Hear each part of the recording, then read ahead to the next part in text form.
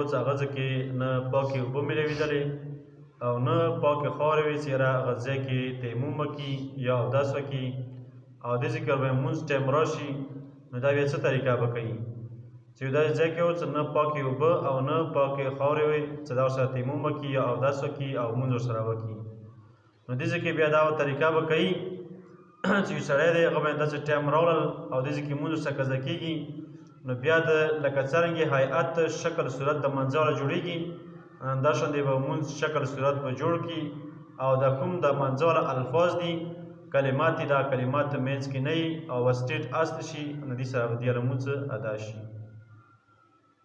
او بیا بعد کې څه دی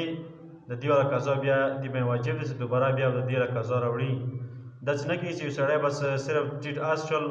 او به دې والا کومه د لمونځ دی به د لمونځ فرضیت دې نه سقط شو ختم شو نه